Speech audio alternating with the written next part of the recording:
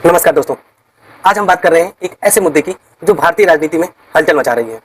कांग्रेस के वरिष्ठ नेता और एलओपी के नेता राहुल गांधी ने एक बार फिर चुनाव आयोग और बीजेपी सरकार पर गंभीर आरोप लगाते हुए कहा है कि देश में वोट चोरी का खेल बड़े पैमाने पर चल रहा है। ये एक और उदाहरण है वोट चोरी का।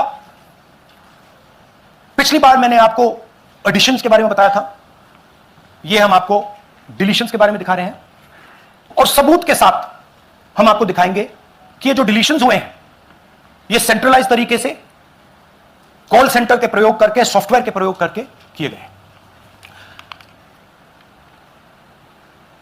हमारे पास इस प्रेजेंटेशन में जो मैंने आपको भी दिखाया 100% सबूत है, प्रूफ है कि ज्ञानेश कुमार जी हिंदुस्तान के चीफ इलेक्शन कमिश्नर वोट चोरों की रक्षा कर रहे हैं और यह मैं आपको अभी दिखाने जा रहा हूं।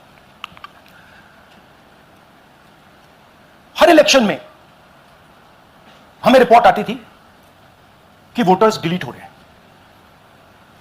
कांग्रेस वोटर्स डिलीट हो रहे हैं, ऑपोजिशन के वोटर्स डिलीट हो रहे हैं, दलित वोटर्स डिलीट हो रहे हैं, आदिवासी हो रहे हैं, माइनॉरिटी वोटर्स डिलीट हो रहे हैं, ओबीसी वोटर्स डिलीट हो रहे हैं, मगर जब डिलीट होते हैं ऑपोजिशन के ही होते हैं। क्या इसमें चुनाव आयोग और बीजेपी की साठगांठ है? आइए इस मुद्दे को विस्तार से समझने की कोशिश करते हैं। दोस्तों, राहुल गांधी ने हाल ही में दिल्ली के इंदिरा भवन में एक प्रेस कॉन्फ्रेंस में वोट चोरी पर गंभीर आरोप लगाए।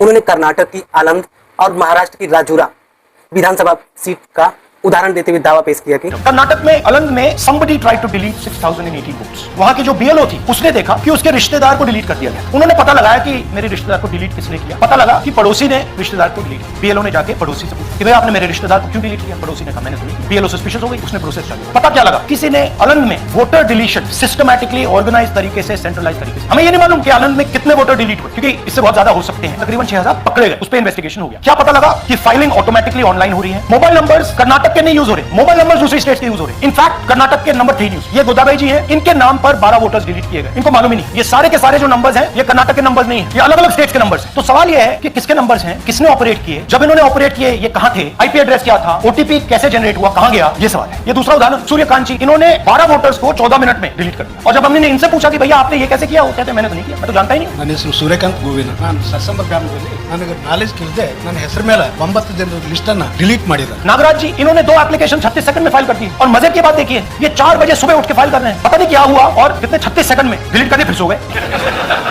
हमारी माइंड में पहले सवाल था कि क्या इलेक्शन कमीशन भी सो रहा है, मगर नहीं, सोया कोई नहीं, जगे हुए हैं। सिस्टमैटिकली मदद हो रही है। ये सेंट्रलाइज तरीके से कॉल सेंटर के प्रयोग करके, सॉफ्टवेयर के प्रयोग करके किए। सॉफ्टवेयर के जरिए कांग्रेस समर्थक वोटरों के नाम मतदाता सूची से हटाए जा रहे हैं। राहुल गांधी ने कहा कि यह प्रक्रिया सुनियोजित तरीके से आयोजित की जा रही है और इसका मकसद बीजेपी को चुनावी लाभ पहुंचाना है। हमारे पास इसका पुख्ता सबूत है। चुनाव आयोग वोट चोरी में शामिल है। कर्नाटक में सीआईडी ने 18 बार जानकारी मांगी, लेकिन मुख्य चुनाव आयुक्त ज्ञानेश कुमार जवाब देने के बजाय उसको दबाने की कोशिश कर रहे हैं। ज्ञानेश कुमार जी हिंदुस्तान के चीफ इलेक्शन कमिश्नर वोट चोरों की रक्षा कर रहे हैं और ये मैं आपको अभी दिखाने जा रहा हूं। कर्नाटक में अलंग में 6018 वोटर्स डिलीट हुए। कर्नाटक का सीआईडी ने केस चालू किया कि वोटर कौन है। कर्नाटक सीआईडी ने हिंदुस्तान के इलेक्शन कमीशन को 18 चिट्ठियां लिखी। हमें आप ये इंफॉर्मेशन दीजिए, नो आंसर। 18 चिट्ठी CID Karnataka, no answer, no answer from election commission. फरवरी 23 में इन्वेस्टिगेशन शुरू होती है। मार्च 23 में कर्नाटका सीआईडी चिट्ठी लिखती है ईसीआई को कि हमें सारी डिटेल्स दे दीजिए। अगस्त में इनकम्प्लीट डिटेल्स दी जाती है, जिससे कोई इन्वेस्टिगेशन आगे नहीं बढ़ी। आपको अगर सीआईडी एक बार लेटर भेज दे और आप नहीं गए, आप जानते हो क्या होगा।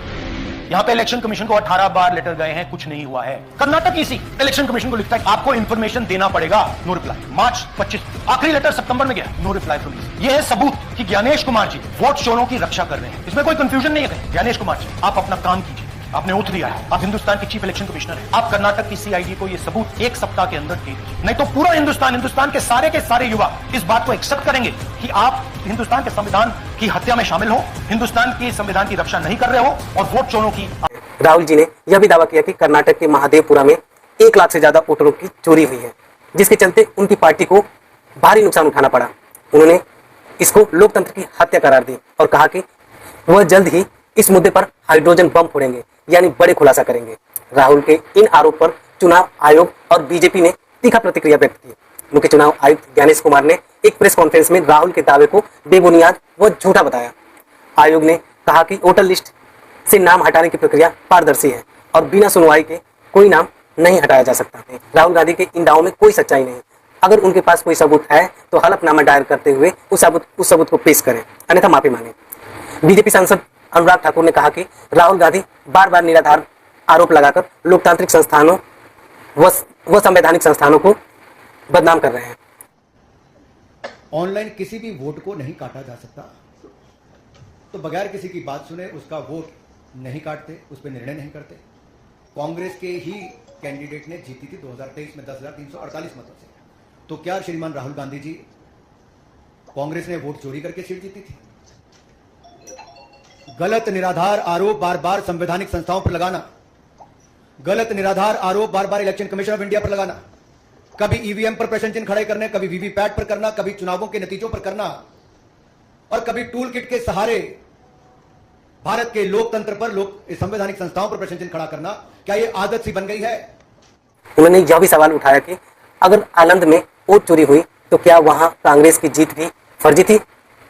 राहुल गांधी के ये आरोप सिर्फ कर्नाटक और महाराष्ट्र तक सीमित नहीं है। उन्होंने बिहार, हरियाणा और उत्तर प्रदेश में भी वोटर लिस्ट में गड़बड़ी का दावा किया है। बिहार में वोटर अधिकार यात्रा के जरिए राहुल और इंडिया गठबंधन के नेता इस मुद्दे को जनता तक व जन तक ले जा रहे हैं। कांग्रेस का मानना है कि यह मुद्दा बिहार विधानसभा चुनाव में बीजेपी को घेरने में मददगार साबित होगा। सवाल यह है कि क्या राहुल गांधी के ये आरोप वाकई में हाइड्रोजन बम साबित होंगे या बीजेपी और चुनाव आयोग के जवाब इसे फुस कर देंगे। विपक्ष इसे एक राष्ट्रीय आंदोलन बनाने की कोशिश कर रहा है, लेकिन क्या जनता इन आरोप पर भरोसा करेगी? दोस्तों, यह मुद्दा भारतीय लोकतंत्र की निष्पक्षता पर सवाल उठाता है। राहुल गांधी के आरोप और चुनाव आयोग के जवाब के बीच सच क्या है, यह तो आने वाला वक्त ही बताएगा। आप इस बारे में क्या सोचते हैं? अपनी राय हमें कमेंट बॉक्स में जरूर बताएं और ऐसे ही महत्वपूर्ण मुद्दे पर अपडेट के लिए हमारे चैनल को सब्सक्राइब करना ना भूलें। चलते हैं दोस्तों, नमस्कार।